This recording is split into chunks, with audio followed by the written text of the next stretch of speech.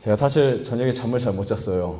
우리 아이가 좀 아파서 거의 한 2시간 잤나 했는데 아침에 도저히 못 일어나겠더니 일어나서 아침 과일 좀 먹고 나니까 기운이 좀 나더라고요. 그래서 여러분들과 함께 준비한 이 건강의 축복에 대해서 살펴보겠는데, 자, 이거는 지구상에 거하는 모든 사람들에게 약속된 하나님의 놀라운 그 뜻이 담겨져 있는 내용입니다.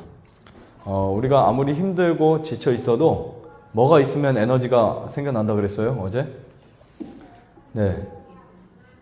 말씀이 있으면, 네. 빛이 있으면, 하나님이 우리를 사랑하신다는 그 사실을 알게 되면 힘이 생깁니다. 어렵고 절망 속에서도 힘이 생길 수 있습니다. 오늘은 쉼이 주는 건강의 축복이라는 제목으로 살펴보겠는데요. 지금까지 우리가 이 세상을 살면서 정말 편하게 쉰 적이 있었을까? 라는 생각을 한번 할 수 있는 시간이 되기를 간절히 바랍니다.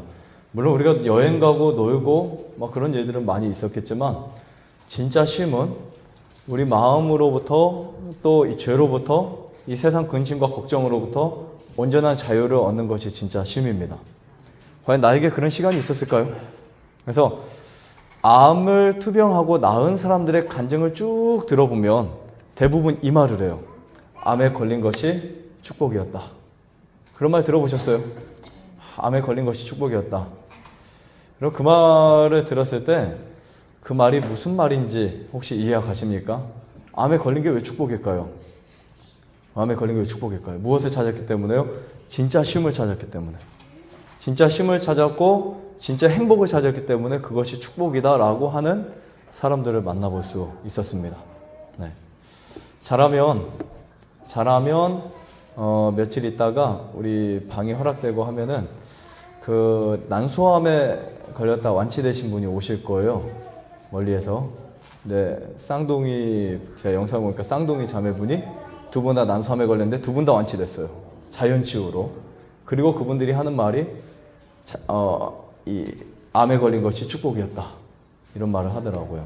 어제 전화가 오셨는데 한번 5일 정도 머물고 스테이를 하고 싶다는데 방이 충분히 한번 만들어 보세요. 네. 아무튼 정말 암에 걸린 것이 축복이다 라고 하는 사람들은 암이 나서서 그 말을 한 사람들이 아니었더라고요. 암이 걸렸을 때부터 투병 생활하면서 흔들림 없이 걱정 근심 없이 그것을 붙잡습니다. 무엇을요? 하나님이 주신 쉼을 붙잡고 축복을 붙잡고. 어차피 사람 태어나서 한 번씩은 다 죽을 텐데 내가 만난 하나님, 내가 만난 이 경험을 정말 값지게 생각하는 사람들이 회복이 돼서 할 수 있는 말이 그 말이에요. 그렇겠죠? 근데 문제가 있습니다. 현 시대가 어떤 시대인지를 우리가 좀 알아야 돼요. 여기 보면 네, 성경 말씀 디모데후서 1장 1절로 3절의 말씀이 있습니다. 우리 같이 천천히 읽어보도록 하겠습니다. 시작. 내가 이것을 알라 말세에 고통하는 때가 이르리니 사람들은 자기를 사랑하며 돈을 사랑하며 자긍하며 교만하며 회방하며 부모를 거역하며 감사치 아니하며 거룩하지 아니하며 무정하며 원통함을 풀지 아니하며 참소하며 절제하지 못하며 사나우며 선한 것을 좋아 아니하며. 맞나요? 현대인들을 보면 어깨만 툭 쳐도 싸납죠. 어디 나와요? 네, 선한 것을 좋아하지 않죠. 어떻게 하면 악한 일에 더 지혜롭고. 뭔가 요즘 사람들은 순진하고 착한 사람들을 바보로 하는 시대가 되어버렸어요. 그렇죠. 그래서 좀 뭔가 어리석고 좀 뭔가 꾀를 부리고 아니면 뭐 이렇게 간사한 그런 사람들을 현명하다, 똑똑하다 이렇게 보고 있습니다. 근데 성경은 이런 현상들이 언제 일어나는 현상이라고 말하고 있어요? 예언이죠. 그렇죠. 수천 년 전에 성경에서 이런 예언을 하고 있는 거예요. 마지막 때에 고통하는 때가 이른다 그랬어요. 그리고 사람들이 거룩하지 않다라고 표현하고 있어요. 거룩하지 않다. 거룩하지 않은 삶들을 인정해주고 그것을 대우해주고 그것을 사람들에게 뭐 나무라지 마라. 그게 정당하다. 괜찮다. 사람마다 개성이 있다. 이런 식으로 이런 사람의 형상을 말살시키는 그런 사회가 됐다는 사실을 우리가 깨닫게 됩니다. 이런 거룩하다 이런 의미는 뭐냐면 구별되다라는 뜻이에요. 분리되다. 세속화된 것에서 구분된다. 사실 이게 정확한 표현은 뭐냐면 피조물과 조물주의 구분이에요. 거룩하다라는 정확한 뜻이 뭐냐면 피조물과 조물주의 구분입니다. 그것을 말하고 있는 책이 창세기고 요한계시록이에요. 자, 보여드리겠습니다. 근데 여기 말세에 고통하는 때, 이 고통하는 때가 뭔지 아세요? 다른 성경을 보면 스트레스라고 표현하고 있어요. 즉 말세에 스트레스를 받는 때가 이르리니. 공감이 가세요? 네. 오늘날 어느 시대라고요? 오늘날 스트레스 시대다. 어디서 이 기록이 있었어요? 성경에서 2000년 전에 이런 기록을 했다는 거 보면 정말 놀라운 책입니다. 네. 앞으로 먼 미래 말세에 스트레스를 사람들이 받는 시대가 이르리니 이런 뜻을 써놓은 거예요. 그래요, 안 그래요? 지금 아이들도 다 스트레스 받죠? 초등학생들 스트레스 받고 살죠? 네. 남녀노소 할 것 없이 모두 다 스트레스를 받고 삽니다. 요즘 시대가 젊은 층만 휴대폰을 많이 하는 시대가 아니에요. 유튜브를 가장 많이 보는 연령대가 50에서 60대예요. 네. 우리나라도 세계적으로 50대에서 60대가 유튜브를 가장 많이 봅니다. 네. 그런 스트레스 시대에 우리가 살고 있는데 여러분 이런 말씀을 보면은 좀 더 하나님의 말씀이 권위가 있구나, 뭔가 무슨 뜻이 있구나 이렇게 생각할 수 있습니다. 현대 시대는 무슨 시대일까요? 다시 말하면 스트레스 시대. 이제 완벽하게 아셨죠? 네, 진짜 스트레스 시대 맞다고 느껴지세요? 네. 지금 이게 안 보이죠? 뭘까요? 보여요? 뭐예요? 고무줄이에요? 이거 맞죠? 맞나요? 이거 한번 드릴게요. 선물로. 그거를 쭉 당겨보세요. 더 당겨보세요. 더요. 더 못 당기시죠? 왜 못 당기실까요? 무서워서요. 네. 전 겁이 없다고 말씀하셨는데 이렇게 겁이 많으시더라고요. 지금 못 당기시잖아요. 더 못 당기시죠? 네. 못 당기세요. 스트레스가 바로 저거예요. 우리가 보통 스트레스라고 하는 것은 여러분들이 갖고 있는 막 이런 트러블이잖아요. 근데 그것이 일정하게 어느 정도 당겨지는 것은 괜찮아요. 스트레스가 없으면 바보처럼 사는 거예요. 그렇죠? 근데 이거를 너무 세게 당기다 보면 어떻게 될까요? 쭉 이 정도 당기다 보면 끊어집니다. 그 끊어지는 게 뭔지 아세요? 병에 걸리는 것이다. 네. 그게 인생에 망하는 거예요. 그러니까 우리가 어느 정도 당겼다가 다시 쉬어줘야 되고 당겼다 쉬어줘야 되는데 끊임없이 이거 막 당기고 살아가다 보니까 그 브레이크가 없이 살아가다 보니까 어떻게 돼요? 끊어지고 파괴되는 거예요. 박살나는 거죠. 그래서 우리가 지금까지 아프고 불행하고 힘들게 살아온 것입니다. 네, 스트레스는 무엇과 같다? 고무줄과 같다. 네, 한없이 당겨질 것 같지만 어느 순간에는 끊어지고 맙니다. 아무리 고무줄이 그 수축과 팽창이 잘 된다 하더라도 끊어져요. 그래서 스트레스에 대해서 많은 학자들이 발견한 것이 있어요. 스트레스를 많이 받으면 뭐에 걸린다? 질병에 걸린다. 맞아요, 안 맞아요? 여러분 혹시 막 스트레스 많이 받거나 굉장히 막 짜증나고 힘들면은 체하죠. 가슴이 두근거리죠. 그리고 이 근육에 누가 지금 엄마 부르는데? 네. 근육에 근육에 이제 혈관이 수축이 됩니다. 혈압이 올라가겠죠. 스트레스를 받게 되면 바로 가장 먼저 오는 것이 두통이에요. 두통. 머리가 아프죠. 머리가 아프고 수면 장애, 그 다음에 불면증, 우울증, 위염, 위궤양, 고혈압, 당뇨, 갑상선 기능 장애, 아토피, 암 이런 것들에 걸리게 돼요. 그러니까 스트레스 받으면 몸에 이런 변화가 온다는 거 느끼셨어요? 두통 온 적 있어요? 온 적 있으세요? 많죠?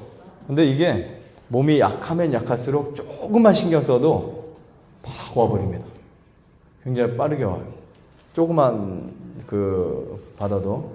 그러니까 조금만 생각을 많이 하면 또 아픕니다. 그런 분들 있죠? 특히 여성분들 그러죠? 조금만 생각을 많이 하면 아픕니다. 복잡한 생각하면 아파요. 네. 그런데 신기하게 동계산 하는 사람들은 안 아프더라고요. 그렇죠? 동계산. 얼마 벌었지? 어떻게, 이런 거 안 아파요. 근데 뭔가 남에게 받은 상처, 남에게 받은 어떠한 스트레스, 이런 거를 겪게 되면 막 아픕니다. 왜 아프냐면 트러블이에요. 그게 트러블. 내가 스스로 그것을 해결할 수 있는 물질이 내 몸속에서 나오지 않는다는 거예요. 못 나온다는 거예요. 항산화 물질이 적어서. 그리고 흔히 이 스트레스를 계속 받게 되면 수면장애 불면증이 생기는 거 우리 아시죠?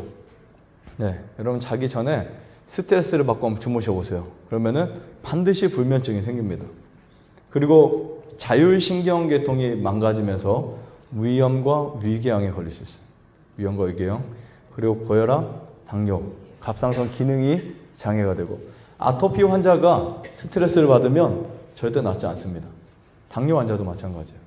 심각한 스트레스를 받으면 안 나아요. 그래서 어떤 수치나 자기 몸의 상처나 환부를 보고 너무나 절망적으로 생각하고 낙심하는 사람들은 치료되는 물질보다 치료되지 않는 물질이 훨씬 더 많이 분비된다 라는 사실을 이해할 수 있습니다. 자, 이 생리학 그림도 마찬가지예요. 스트레스를 받았을 때 이 빨간색은 즉시 반응하는 것들이에요. 뇌에 긴장감이 오고 호흡이 빨라지고 소화 기능이 약화되고 직접 느끼시잖아요. 막 두근두근거리고 아드레날린선이 이제 스트레스 호르몬을 생산하고 현저한 심장 박동수가 증가하고 근육이 긴장하고 이런 것들이 생깁니다. 그리고 신장 고혈압의 원인 물질인 포도당이 생산이 돼요. 그 다음에 또 이 파란 것들은 만성적으로 영향을 받는 것들이에요. 네. 뇌 기능에 상해를 주고 뉴런을 위축시켜서 죽음의 원인이 될 수도 있어요.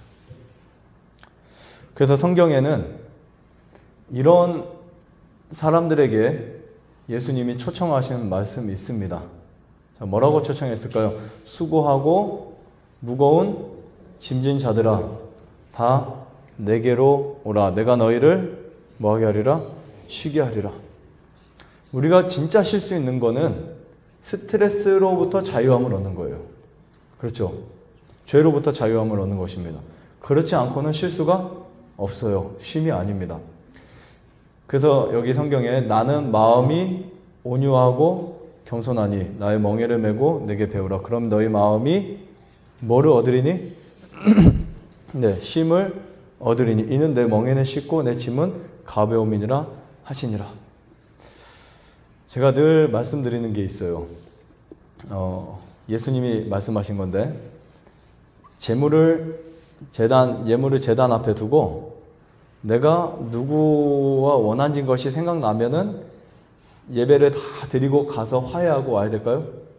성경에 뭐라고 기록되어 있을까요?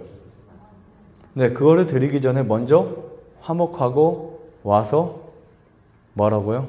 하나님께 예배를 드려라. 이렇게 표현하고 있습니다. 왜냐하면 마음에 쉼이 없는 상태로 드리는 예배는 의미가 없다는 거예요. 혹시 그런 분 계세요? 지금요? 나가셔도 됩니다. 화해하고 오셔도 돼요. 계세요? 다 마음이 편하세요? 네. 이 마음을 편하게 하지 않으면 어떤 치유도 되지 않아요. 근데 이것을 내가 이거를 버린다고 해서 문제될 것도 없고 안고 있는다고 해서 이득될 것도 없다는 거예요. 여러분들에게 가장 무거운 짐은 죄의 짐이다 라고 표현하고 있어요. 무슨 짐이라고요? 죄짐. 네, 자신이 약하고 무력하다는 것을 알면 알수록 그대는 그리스도의 능력 안에서 더욱 강해질 것이다. 그대의 짐이 무거우면 무거울수록 그것을 짐지시는 그리스도에게 맡김으로써 더욱 편안한 무엇을요? 안식의 축복을 얻을 것이다. 그러니까 교회 아무리 100번, 1000번, 10,000번 다닌다 하더라도 마음속에 있는 죄를 가지고 교회 다니는 것은 아무 의미가 없습니다. 아무 의미가 없어요. 그래서 이스라엘 출신의 의사 한옥 탈머라는 사람이 이 암과 에이즈의 전문가예요. 미국에서 이제 그 병원을 클리닉을 하고 있는데 이 사람이 세 부류의 암 환자를 발견했어요. 공감하는 이야기입니다. 첫 번째, 암은 낫기 어렵다고 믿는 사람들을 봤어요. 암이 아니라 어떤 병도, 당뇨는 아니면 아토피는, 그렇죠. 어떤 병이든 낫기 쉬운 병 있어요, 없어요? 낫기 쉬운 병 없죠. 위장병도 낫기 쉽지 않죠. 그런데 그렇게 낫기 어렵다고 믿는 사람들은 죽을 때까지 고통을 경험합니다. 암은 낫기 힘든 병이니까 치료해야 돼. 수술해야 돼. 뭐 그렇게 시작해가지고 끝까지. 네. 암은 낫기 힘든 병일까요? 낫기 힘든 병일까요? 그렇게 믿는 사람들은 뭐 했다고요? 끝까지 고생하더라. 그런데 두 번째 사람, 일의 신념이 있지만 그래도 자연치유를 하면 믿을 수 있다. 암이 낫기 힘든 병이야. 하지만 자연치유하면 나는 나을 수 있어. 라고 믿는 사람들은 아주 종종 회복이 일어나기도 하지만 그래도 역시 대부분 많이 죽는다는 것을 또 경험했어요. 정말 많이 죽는구나. 이런 사람들도 죽는구나. 자연치유를 하더라도. 자연치유를 선택했는데 암은 낫기 힘든 병이야. 근데 자연치유를 하니까 나을 수도 있겠지. 나을 거야.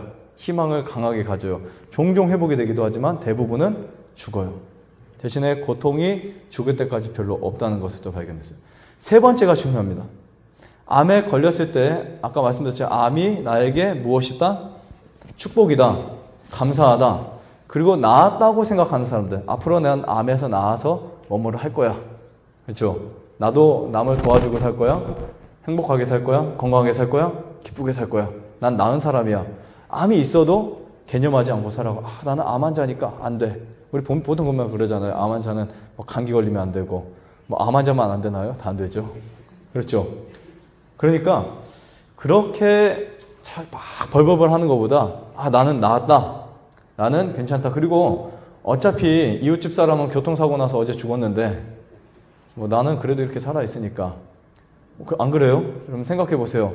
운명이라는 게 아무리 자신이 붙잡고 있어도 어떤 때는 가버릴 수가 있어요. 어떤 사람은 여기 옆 동네에서는 남편이 밧줄을 이렇게 지푸라기를 싣고 올라가서 당기는데 아내가 밑에서 이렇게 같이 당겨주다가 똑 떨어져서 목이 부러져 죽었어요. 건강한데 그렇게 죽었어요. 한 사람은 술을 마시다가 해수욕장에서 오다가 감나무에 박아서 허리가 부러져서 죽었어요. 그리고 또 한 번은 재림교인이신데 차를 타고 가다가 그 트랙터를 피해줬는데 그 트랙터의 바가지가 펑 내려와가지고 돌아가셨어요. 아는 분인데. 택시기사. 그런 일도 있잖아요. 그렇죠.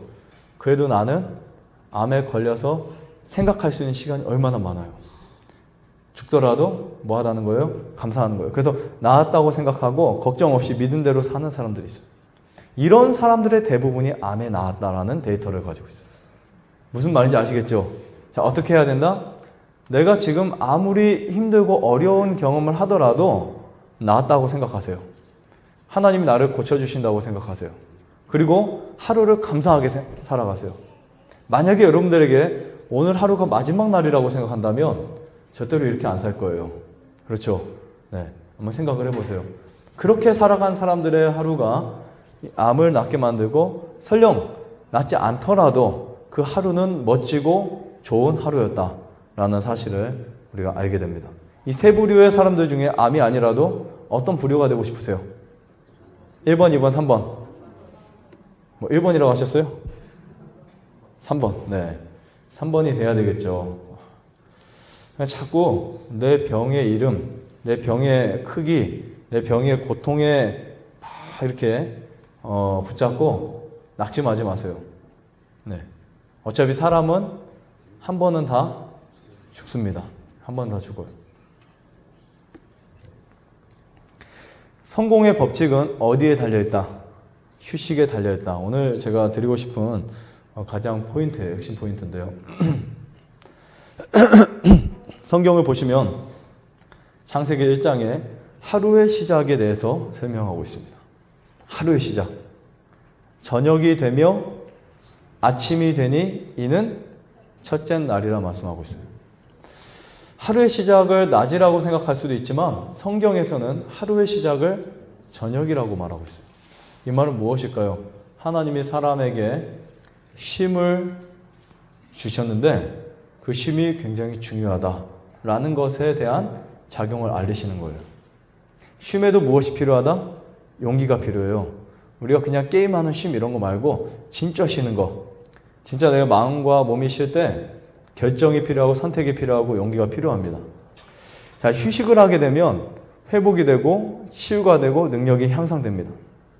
그래서 독일이나 그 근로자를 이렇게 휴식을 하지 않고 한 번도 안 쉬게 일을 시켰던 부류와 휴식을 해주고 시켰던 부류의 능률이 어디가 많이 올랐을까요? 휴식을 취했던 곳이 훨씬 더 많이 올랐습니다. 그래서 수면은 적어도 몇 시 이전에는 10시 이전에 이런 말이 있어요. 12시 이전에 2시간은 12시 이후에 몇 시간과 4시간의 수면과 맞먹는다. 네. 12시 이전에 2시간, 12시 이후에 4시간. 이것을 복식잠이라고 해요. 더블. 그리고 터키 격언에 보면 내일 할 수 있는 일을 오늘 하지 마라. 그렇게 표현하고 있어요. 내일 할 수 있는 일을 오늘 하지 말라고 표현하고 있죠. 수면에 대해서는 또 어떻게 말하냐면 너희가 일찍이 일어나고 늦게 누우며 수고의 떡을 먹음이 헛되도다. 그러므로 여호와께서 그 사랑하시는 자에게 무엇을 주신다? 잠을 주신다. 그럼 잠이 중요합니까? 잠이 중요하죠. 하루에 우리가 3분의 1을 자죠. 네, 뭐 잠 안 자야 성공한다 이런 거 없습니다. 잠을 잘 자야 성공해요. 네. 근데 될 수 있으면 초저녁 잠을 자야 되겠죠. 일찍 자고 일찍 일어나는 것이 훨씬 좋다라는 건데요. 그러면 몸에는 일찍 잘 때 어떤 그 작용이 생기냐면 멜라토닌이라는 호르몬이 분비되기 시작합니다. 이 멜라토닌은 무슨 역할을 할까요? 멜라토닌이 하는 역할이 있어요. 뭘까요? 네, 스트레스 해소. 또요? 모르세요? 네, 멜라토닌이 하는 역할은 사람의 몸의 기능을 회복시켜줘요. 그리고 어린 아이들이나 청년기에서는 성장을 시켜줍니다. 그래서 이 시간대에 잠을 자야만 성장이 되는 거예요. 제대로 된 성장. 그 다음에 이 멜라토닌은 노화를 방지시켜줘요. 노화. 피부의 노화나 또 신체 조직의 노화를 방지시켜줘요. 결정적으로 세포를 건강하게 만들어줘요. 노폐물을 처리해줘요. 네. 그런데 이 멜라토닌이 잘 나오는 법칙이 있습니다. 멜라토닌이 이 법칙 중에 하나가 초저녁잠이에요. 초저녁잠. 근데 잠을 잘 때 반드시 모든 등은 다 꺼주셔야 돼요. 네. 모든 등은 다 꺼주시고 빛이 내 몸에 흡수되지 않도록 해주셔야 돼요. 깜깜하게 만드셔야 돼요. 그래야만 멜라토닌이 분비가 될 수 있다는 사실 꼭 기억하시고요. 이렇게 방에다가 주무실 때 작은 등을 이렇게 켜고 주무시는 거 이거 좋은 방법이 아닙니다. 다 끄고 주무셔야 돼요. 뭐 빨간색 전기 콘센트까지 다 끄고 주무셔야 진짜 이 멜라토닌의 형성을, 멜라토닌의 분비를 여러분 경험할 수 있습니다. 자, 또 한 가지 원칙이 있어요. 낮에 활동을 많이 하셔야 돼요. 낮에 활동을 많이 하셔서 우리 몸의 그 신진대사 활동을 충분히 만들어 줘야 됩니다. 그래야 칼로리가 소비되고 에너지가 만들어지고. 자, 그 다음에 햇빛을 충분히 봐야 됩니다. 햇빛을 보게 되면 우리 몸속에 세로토닌이 분비가 돼요. 그 세로토닌이 저녁에 멜라토닌을 만들어낼 수 있는 굉장히 놀라운 힘을 주고 있습니다. 그러니까 우리 몸은 시계가 없어도 우리 몸 자체가 가지고 있는 이 천연계에 노출할 때 시간을 인식을 한다는 거예요. 시간을 인식합니다. 그래서 여러분들이 그렇다고 해서 7시에 주무실 필요는 없고요. 네. 초저녁에 주무시면 9시도 초저녁이죠. 네. 그때만 주무셔줘도 정말 안 되면 10시라도 주무셔주면 환자분들은 10시 안에는 무조건 주무셔줘야 되는데 뭐 8시, 9시 말하면 거의 그렇게 잘 수 있는 사람이 없어요. 현실에 안 맞습니다. 그래서 최대한 이거는 맥시멈 10시까지는 무조건 다 잠들자 이런 부분인데요. 아무리 강조해도 8시에 못 주무시더라고요. 네. 뭐 어영부영하고 그리고 저녁 식사를 하면 절대 8시에 못 자요. 저녁 식사를 하면 과일을 먹으면 그나마 다행인데 네. 그래서 최대한 뭐 일찍 주무실수록 좋은데 9시, 10시 안에는 주무셔줘야 됩니다. 이게 성경의 원리예요. 성경의 원리. 우리가 성경을 믿는다고 하면서 이런 거 무시하면 돼요, 안 돼요? 성경은 믿는데 하나님은 믿는데 하나님의 말씀은 안 믿어요. 안 되겠죠? 일찍이 일어나고 늦게 누우며 라는 표현이 있어요. 그래서 일찍 주무셔야 돼요. 그리고 하나님이 그 사랑하시는 자에게 무엇을 주신다? 잠을 주신다. 이 표현은 뭐냐면 하나님이 사랑하는 사람들 골라서 잠 주시는 게 아니라 하나님의 말씀을 순종하는 사람들에게 잠을 주신다. 즉 여러분들 노력하셔야 돼요. 내가 여태까지 12시, 1시, 2시에 잤는데 어떻게 9시에 자? 이런 생각 버리시고요. 잘 수 있다. 자야 되겠다. 그렇게 하시고 결심을 하고 주무세요. 가끔 보면 여기도 10시 반까지 불이 켜 있던데 기도하느라고 안 자고 있죠. 네. 그래도 기도도 밤까지 하지 말아요. 네. 새벽에 하는 게 좋습니다. 그 사랑하신 자에게 뭘 주신다? 잠을 주신다. 근데 이왕 자는 거 성공하는 사람들의 법칙이 하나 있습니다. 알려드릴까요? 네. 어떤 법칙이 있냐면 시간을 잘 활용하는 거예요. 그러니까 그 시간이 줄 수 있는 최고의 영향력, 그러니까 잠잘 수 있는 시간, 놀 수 있는 시간, 그리고 능률적인 시간, 이런 것을 잘 활용해 보세요. 아픈 분들도 마찬가지고 운동에 좋은 시간이 있을 것이고 식사하기 좋은 시간이 있을 것이고 잠자기 좋은 시간이 있어요. 그 잠자기 좋은 시간이 바로 10시 이전의 수면이에요. 그러니까 10시 이전에 자는 잠과 10시, 12시 이후에 자는 잠과는 질이 틀립니다. 그러니까 12시 이후에 자는 잠을 충분히 자더라도 8시간, 9시간, 10시간, 12시간 자더라도 이전에 자는 시간을 능가하지 못한다는 거예요. 오히려 좀 더 적게 자더라도 훨씬 더 많은 유익을 볼 수 있겠죠. 그리고 저녁에 많은 운동 하지 마세요. 운동은 아침 운동이 최고 좋습니다. 네, 아침 운동이 최고 좋고요. 할 수만 있으면 아침에 여러분들이 뭐 식사하러 오시기 전에 스트레칭도 하면 더 좋고요. 네, 남들보다 한 10분 더 일찍 일어나셔서 15분 일찍 일어나서 그때 스트레칭을 하시고 아침 운동을 하게 되면 이런 그 소나무나 침엽수에서 생명수를 막 이렇게 뿜어내서 여러분들이 그 거리를 걷게 되면 향이 납니다. 저녁에는 잘 안 나거든요. 아침에 훨씬 많이 나거든요. 피톤치드가 굉장히 많이 분비시켜요. 나는 아침엔 다른 거 하고 저녁에 운동할 거야. 그러니까 운동할 수 있는 좋은 시간이 있다는 거, 잠잘 수 있는 좋은 시간이 있다는 거, 쉼에 가장 좋은 시간이 있다는 거, 이것을 꼭 찾으세요. 그리고 밥 먹는 시간. 난 하루 2끼만 하는데 점심 저녁만 먹을 거야. 그것도 아니에요. 2끼를 하더라도 아침, 점심을 먹는다. 이러한 우리 인체의 구조와 자연의 법칙을 따라가는 것이 중요합니다. 어떤 거 하나하나를 똑같이 한다고 해서 중요하지 않아요. 그렇죠? 그래서 이런 성경의 약속을 쭉 보다 보면은 하나님이 기가 막히게 우리 몸에 관련된 정확한 정보와 시간을 주셨구나 라는 사실을 깨닫게 됩니다.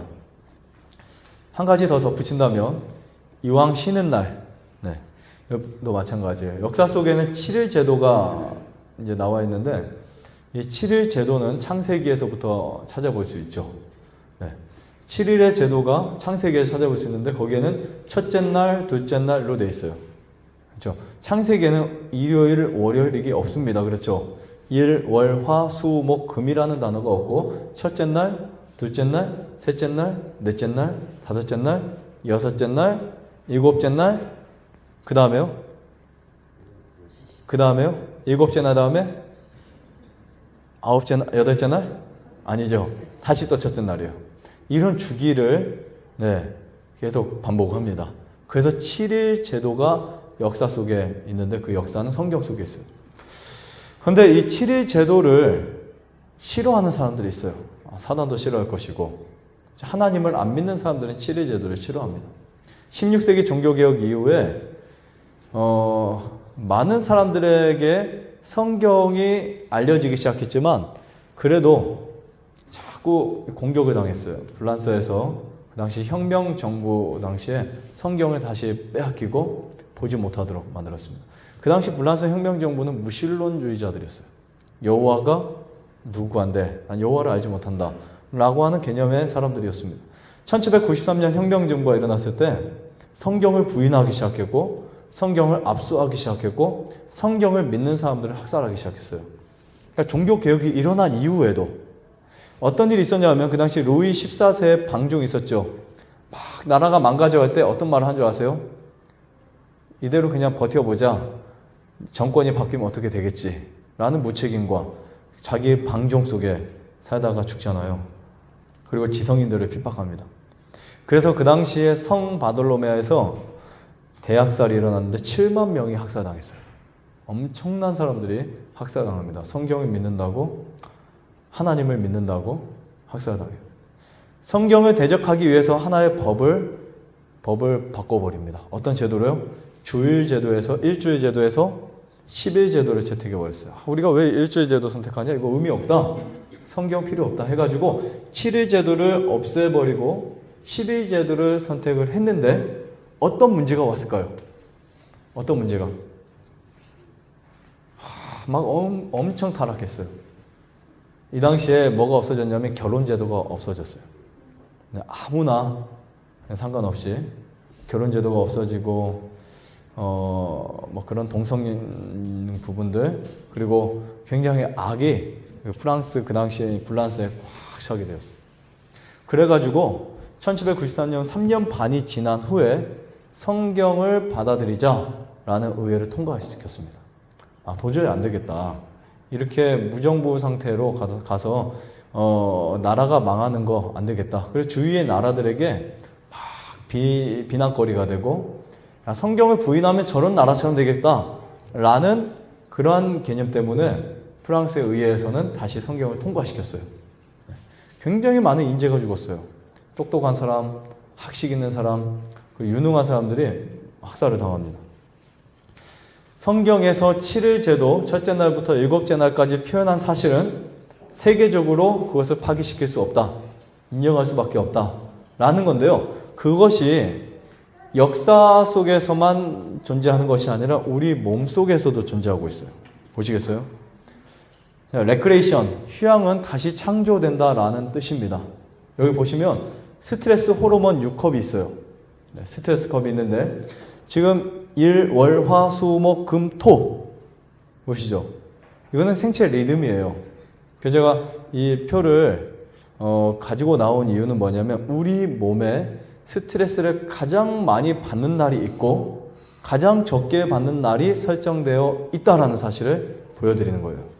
언제가 가장 많이 나올까? 두 날이 있습니다. 일요일하고 금요일. 이 두 날이 이 생체 리듬의 스트레스 주기가 가장 많이 올라옵니다. 그러니까 가장 많이 스트레스 많이 받는 날들이에요. 왜냐하면 하나님이 우리를 창조하셨을 때 이렇게 창조하신 거예요. 하나님이 일곱째 날 안식하게 하셨는데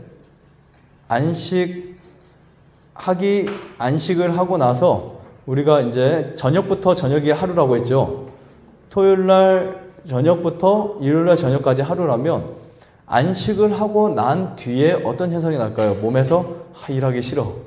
그렇죠. 어린이집 강사님들 그런 말을 해요. 쉬다가 주말에 가장 스트레스 많이 받아요. 쫙 올라갑니다. 충분히 쉴 때는 몰랐는데 쉬고 나서 이제 보통 일을 하다가 쭉 올라가잖아요.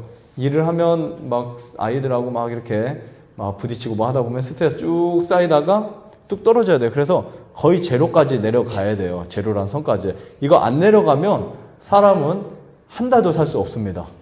이 주기가 없다면 여러분들은 한 달도 못 살아요. 금방 죽습니다. 노화 아니면 트러블로 인해서 살지 못해요. 스트레스 받아서. 그런데 신기하게도 우리 보면 이 스트레스 6급 현상이 있는데 스트레스가 아무리 올라왔어도 자체적으로 주중이 되면 다시 쭉 내려가요. 일요일부터 월요일 오히려 이제 그 상황 속에 들어가면 또 내려갑니다. 방학이 끝나면 아이들 스트레스 많이 받죠. 앞으로 게임 못하니까. 학교 가야 되니까 공부해야 되니까. 스트레스 지수가 그날 쭉 올라가는 거예요.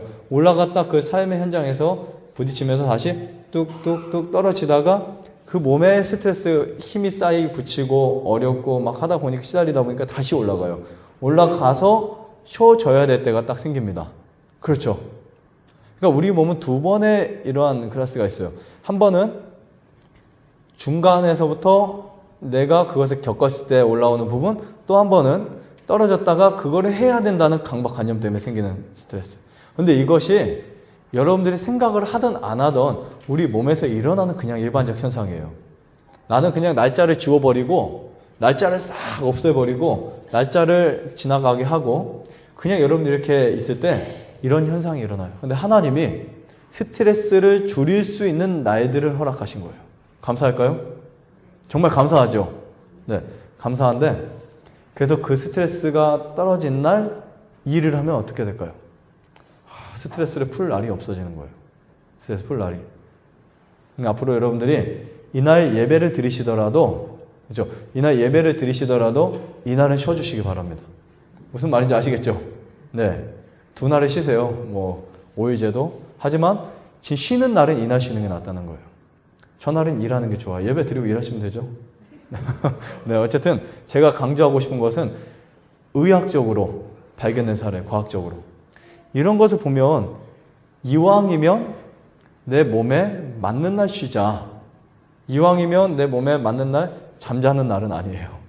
네, 잠잔다고 잠은 저녁에 자야 충전이 되고요. 쉰다는 것은 이날 여러분들이 산책도 하시고 물도 마시고 좋은 일도 하시고 그리고 보람된 일을 하고 그때 에너지가 이렇게 충전이 되는 거예요. 특히 이날은. 복잡해서 이해가 안 가는 분 없죠? 네, 기억하시고요. 자, 그 다음에 7일 주기는 사회적 습관이 아닙니다. 사람의 몸 안에 여러 미세포 조직이 전부 7일 리듬을 가지고 있다는 것이 또 발견되었어요. 우리 몸에는.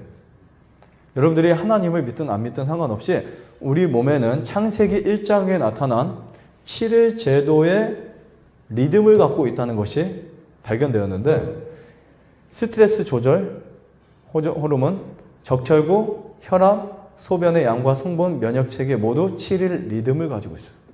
기가 막힌가요? 기가 막히죠? 또 한 가지, 심지어 말라리아 환자나 심장 이식 수술 받은 환자의 임상적 상태도 7일 주기로 나타나 있어요. 의학에서 벌써 오래전부터 발표된 것입니다. 7일 주기. 7이라는 게 그냥 럭키세븐이 아니에요. 그렇죠. 알고 보니까 의미가 있어요, 없어요? 의미가 있습니다. 그래서 우리가 성경을 보는 관점을 조금만 바꿔주면 정말 이 성경이 얼마나 좋은 책이라는 것을 깨닫게 돼요. 감사하고 기쁘고 성경 때문에 내가 살아가는 것이고 누구나 원하기만 하면 진리를 배울 수 있다. 누구나다. 그런데 오늘 이 순간부터 성경을 한 번도 안 보신 분들도 성경 아무 데나 열어서 보시면 진리를 만날 수 있고 배울 수 있고 여러분의 것으로 만들 수 있다는 사실이에요. 아무리 성경 많이 봐도 내 것이 아니면 소용이 없습니다. 내 것으로 만드셔야 돼요. 하나님의 말씀을 내 것으로 적용시켜야 돼요. 나는 너희를 치료하는 여호와라고 했을 때 그것을 받아들여야 됩니다. 그렇죠? 근데 하나님 많이 오래 믿다 보면 오히려 의심을 하게 돼요. 정말 나을까? 하나님 그렇게 해주실까? 네, 그거 버리시고 그 다음에 이 성경책에 우리는 하나님이 우리의 영적인 부분만 해결해 주신다? 이게 아닙니다. 전인을 다 회복해 주시는 분이세요. 그래서 그렇게 성경의 관점을 바꾸셔야 됩니다. 아프면 병원 가고 스트레스 받으면 교회 가고 이런 곳이 아니에요. 우리 모든 것을 뭐 하신다? 회복시켜 주신다. 이원화된 것을 여러분 꼭 합쳐 놓으시기를 바랍니다. 자, 어떤 사람이라도 성경을 읽게 되면 뭐가 일어난다? 변화가 일어난다. 네. 성경을 읽는 분, 정말 성경을 나의 보화로 생각하고 성경을 진리의 책이라고 인정하고 한 말씀이라도 읽으면 사람에게 무엇이 일어난다고요? 변화가 일어나게 합니다. 변화가 일어나요. 옛날에 하고 재밌었던 것이 싫어지고 옛날에 싫어했던 것이 좋아지게 되고 그리고 네 번째, 성경은 사람을 어떻게 만들까요? 겸손하게 만들어요. 겸손하게. 성경을 많이 아는 분들을 보면 겸손한 사람들이 거의 없어요. 막 가르치려고 하고 권사님쯤 돼도 그러나요? 아니죠? 네, 가르치려고 하고 나보다 내가 더 많이 아는 것처럼 착각을 하고 뭔가 내 경험을 그 사람도 해야만 할 것 같고 이건 교만입니다. 성경은 사람을 겸손하게 만들어요. 많이 알면 알수록 더 배우는 자세가 되고 남에게 가르치다 보기는 하나님이 나에게 주신 말씀에 순종하게 되고. 내가 신기한 게 뭐냐면 빛이 있으면 뭐가 보이게 돼 있어요? 날파리가 보이잖아요. 진짜 빛은 그래요. 그런데 가짜 빛들은 막 찾아다닙니다. 사람들, 야, 너 이거 해, 하지 마. 그러니까 성경은 사람을 겸손하게 만드는 책이에요. 성경 앞에 가면 갈수록 우리는 그 앞에서 더 겸손해집니다. 배우는 자세로 만들어져요. 말이 적어져요. 네. 우리 성경을 보면 말을 많이 하면 슬기로운 사람 했나요? 뭐라고 했어요? 미련한 사람. 말을 적게 하면 슬기로운 사람. 재밌는 표현이 있어요. 잠언서 보면 슬기로운 사람도 말을 많이 하면 미련한 사람이고 미련한 사람도 입을 닫으면 지혜로운 사람이다라는 취급을 받는다. 잠언서에 그런 말씀이 있어요. 하나님의 말씀을 많이 알수록 말이 적어집니다. 그리고 하나님 앞에 우리 모든 것을 내려놓게 되고 하나님이 주시는 말씀을 더 겸손히 듣게 되죠. 근데 이게 정말 힘든 일이에요. 겸손. 앤드류 머레이의 그 겸손이라는 두꺼운 책이 하나 있는데 이 겸손이라는 이 내용의 글들을 쭉 읽어보면 정말 최고 힘든 것 중에 하나예요. 우리가 겸손한 척을 하지만 진짜 겸손이 무엇인지를 우리가 성경 속에서 배울 수 있습니다. 나를 낮추고 정말 나를 낮추었을 때 예수님이 나에게 역사하시는 경험을 받아들이는 건데 예수님이 어떻게 낮추셨을까요? 본인을 죽기까지 복종시켰죠. 네, 인간의 모습으로 오셨지만. 자, 성경 이사야 43장 7절을 보면 내가 내 영광을 위하여 어떤 자를요? 창조한 자를 오게 하라. 그들을 내가 지었고 또요? 만들었느니라. 네, 내가 내 영광을 위하여 창조한 자들을 오게 하라. 그들을 내가 지었고 만들었다. 라는 말씀이 있어요. 무엇을 위해서요? 하나님의 영광을 위해서. 여러분 영광이라는 단어가 뭘까요? 영광. 영광이라는 말이 무슨 뜻일까요? 쉽게 말하면 품성이라고 표현하시면 돼요. 품성. 그러니까 하나님의 품성. 그러니까 우리의 품성이 바뀔 때 하나님의 형상이 어떻게 된다는 거예요? 회복된다. 라는 개념을 우리가 알면 되고요. 요한계시록 14장에 보면 이런 내용이 있어요. 또 보니 다른 천사가 공중에 날아가는데 땅에 거하는 자들 곧 여러 나라와 족속과 방언과 백성에게 전할 어떤 복음? 영원한 복음을 가졌더라. 이 영원하다. 이것은 태초부터 마지막까지 변함이 없는 하나님의 말씀인데 영원한 복음이 뭘까요? 영원한 복음. 영원한 복음이 뭘까요? 예수님을 믿고 회복되는 게 영원한 복음이에요. 좀 쉽게 말씀드리면 이 표현을 첫째 천사, 둘째 천사 이렇게 하지만 여러분들 혹시 그걸 모르시면 이렇게 생각하시면 돼요.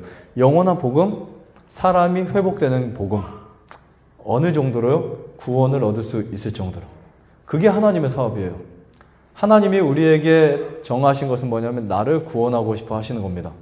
그래서 지금 세상이 이 악한 세상 속에서 하나님은 죄에 물들여 있고 죄로 인해서 몸이 망가지고 영혼이 망가진 사람들을 구원하기 위해서 영원한 복음을 지금도 갖고 계세요. 영원한 복음. 근데 그 영원한 복음 안을 깨트리고 들어가 보니까 이런 내용이 있어요. 큰 음성으로 가로되 하나님을 두려워하며 그에게 뭐 하라 그랬어요? 영광을 돌리라. 아까 말씀 있었죠. 나의 영광을 위하여. 이는 그의 무슨 시간이요? 심판하실 시간이 이르렀음이니 하늘과 땅과 바다와 물들의 근원을 만드신 이를 경배하라 하더라. 결국은 나를 지으신 이를 경배하는 거 이렇게 올라가겠죠. 그래서 저는 이것을 관계에 대한 회복이라고 표현하고 있어요. 관계에 대한 회복. 그러니까 사람이 죄를 지었을 때 하나님과 분리가 되기 시작합니다. 분리가 되면서 어떤 현상이 왔어요? 질병, 고통, 사망 이런 것들이 오게 됐죠. 근데 그 분리에서 그 사람과 하나님을 화목하게 하기 위해서 화해시켜주기 위해서 누가 이 땅에 오셨죠? 네, 우리가 죄를 지어서 하나님과 분리가 되었죠. 그래서 하나님과 화목하게 해주시려고 예수님이 오신 거예요. 그래서 야곱이 본 무엇이었다? 하늘과 땅을 잇는 사닥다리였다는 거예요. 네. 이는 그의 심판하실 시간이 이르렀음이니 하늘과 땅과 바다와 물들의 근원을 만드신 이를 경배하더라. 자, 요한계시록 4장 11절을 보면 우리 주 하나님이여 영광과 존귀와 능력을 받으시는 것이 뭐라 그랬죠? 합당하오니 주께서 만물을 지으신 자라. 자, 누가 만물을 지었을까요? 하나님이 만물을 지었죠. 그래서 나를 지은 하나님을 경배해야만 한다라고 하는 것이 이런 뜻이에요. 하늘과 땅과 바다와 물들의 근원을 만드신 이를 경배하는 거죠. 자, 여러분 어떤 하나님을 경배하세요? 어떤 하나님 믿으세요? 하늘과 땅과 바다와 물들의 근원을 만드신 그분을 경배하는 거예요. 이게 진짜 예배입니다. 좀 요약을 해보면 요한계시록 14장은 하나님을 경배하라고 요구해요. 하나님을 경배해라. 즉 이 세상에 수많은 사람들이 우상을 섬기고 돈을 사랑하고 말세에 고통하는 때가 이랬을 때 휴식을 찾지 못하고, 근데 하나님을 경배하게 되면 뭐가 온다? 쉼이 오고 행복이 오고 만족이 오고 기쁨이 온다라는 말을 요한계시록 14장에 해주는 거예요. 왜냐하면 우리가 이 성경을 읽다 보면 성경의 지적인 부분과 내 몸이 따로 놓으면 안 되겠죠. 네. 그래서 하나님을 경배하라고 요구하는데 하나님을 경배하기 위해서 반드시 창조의 기념일을 찾아야 돼요. 그렇죠? 창조의 기념일을 찾아야 돼요. 예배가 진정한 기초라면 창조주와 피조물을 구분하는 데서 나타납니다. 누가 창조주이고 누가 피조물이? 뭐 재림교회 사입이 아니에요. 사입이라는 말은 피조물이 하나님이 되는 게 사입이에요. 정확하게 여러분 이해하셔야 돼요. 진짜 사이비는 어떤 사람이 내가 하나님이야 그럼 사이비예요. 아시겠죠? 뭐 그렇게 할 수 있는 능력도 안 되지만, 네. 누군가가 자기가 하나님이다 라고 하는 게 사이비예요. 오류도 뭐예요? 성경보다 자기가 더 높아지는 게 오류예요. 그렇죠? 말씀보다 자기가 최고가 되는 게 오류예요. 사이비가 못된 거지 안 된 게 아닙니다. 마음에서는 이미 그런 사람들은 얼마든지 입지 조건이 되면 하나님이 될 수 있었던 사람들이에요. 어떻게 보면 교주나 사이비들도요 대단한 거예요. 능력 있는 거예요. 네. 그래서 저는 이런 생각을 하게 됐어요. 창조주와 피조물을 정확히 뭐하자? 구분하자. 이거 확실해져야 됩니다. 그렇죠? 창조하신 분과 창조받은 사람은 구분돼야 돼요. 이것이 어디에 나타나 있냐면 안식일에 나타나 있어요. 안식일에. 하나님의 안식일을 제정하셨을 때 제정하신 목적이 뭐냐면 창조주와 피조물을 구분하는 거예요. 그냥 안식일을 지켜야 구원받고 안식일날 교인이 돼야 돼 이런 뜻이 아닙니다. 진정한 의미로 들어가면 누가 창조주인지를 알려주는 것이 진짜 안식일이에요. 거기서 우리는 하나님을 발견하게 되고 창조된 이 만상을 바라보게 되는 겁니다. 그래서 성경에 이런 표현이 있어요. 안식일을 기억하여 어떻게 하라? 거룩히 지켜라. 네. 안식일을 기억하여 거룩히 지켜라. 엿새 동안은 어떻게 해요? 힘써 내 모든 일을 행할 것이다. 여러분들이 엿새 동안은 열심히 일을 해야 되지만 우리 몸에 세팅된 하루만은 뭐 해줘야 된다? 쉬어줘야 된다. 열흘에 한 번이 아니에요. 며칠에 한 번이에요? 사람은 열흘에 한 번 쉬는 게 아닙니다. 8일에 한 번 쉬는 게 아니에요. 일주일에 한 번은 무조건 쉬셔야 돼요. 네. 쉬는 날 일하면 안 돼요. 그래서 이것을 조절하지 못하는 사람들에게 하나님이 법을 만들어 놓은 거예요. 이 법을 어기는 사람은 사형도 당했어요. 어차피 죽으니까. 제7일은 너 하나님 여호와의 안식일인즉 너나 내 아들이나 내 딸이나 내 남종이나 내 여종이나 내 육축이나 내 문 안에 유하는 누구라도 객이라도 아무 일도 하지 말라. 이는 엿새 동안에 나 여호와가 하늘과 땅과 바다와 그 가운데 모든 것을 만들고 아까 어떤 말씀 생각나세요? 요한계시록 14장 생각나죠? 네, 하나님을 두려워하며 그에게 영광을 드리라. 이는 그의 심판하실 시간이 이르렀음이니 하늘과 땅과 바다와 그 물들 근원을 만드신 이를 뭐하라? 경배하라고 했죠. 여기 똑같은 말이에요. 여호와가 하늘과 땅과 바다와 그 가운데 모든 것을 뭐하고? 만들고 제7일에 쉬었음이라. 그러므로 나 여호와가 안식일을 복되게 하여 그날을 뭐하겠다? 거룩하게 했다. 기가 막히지 않아요? 결국은 경배라는 말은 뭐냐? 요한계시록 14장에 나오는 하나님을 두려워하며 그에게 경배드려라. 이 말이 뭐냐면 창조주를 바라봐라 이 뜻이에요. 아까 말씀드렸죠. 9번 창조주와 피조물이 분리되는 거. 그래서 안식일을 복되게 하여 그날을 거룩하게 하였느니라. 에스겔서에도 이런 말이 있어요. 또 나는 그들을 거룩하게 하는 누구라고요? 네. 거룩하게 하는 여호와인 줄 알게 하려 하여 내가 내 안식일을 주어 그들과 나 사이에 표징을 삼았었노라. 도장이에요. 여러분 누구의 것이에요? 하나님의 거죠. 그 표가 어디에 있어요? 이마에 찍히는데 어떻게 찍혀야 될까요? 딱 도장에 찍혀야 되겠죠. 도장에 하나님의 인이 딱 찍혀져야 돼요. 그 표가 안식일이라고 표현했어요. 쉼이에요. 그러니까 쉴 줄 모르는 사람은 행복할 수 있다 없다? 없어요. 쉼이 없는 사람은 불행하다. 맞나요? 쉬지 못하는 사람은 미련하다. 맞아요? 네, 쉬어줘야 돼요. 충분히 쉬어주셔야 됩니다. 그래서 하나님이 우리와 이 관계를 회복시키기 위해서 너는 피조물이고 나는 조물주야 이 말씀을 하셨어요. 근데 사람의 본성 속에 하나님의 형상이 어떻게 작용되는지 모르지만 뭔가 좀만 유명해지면 자기가 최고인 줄 알게 돼요. 그것을 교만이라고 합니다. 여러분 교만하면 하늘 갈 수 있을까요? 없을까요? 절대 하늘 못 가요. 교만하면 하늘 못 갑니다.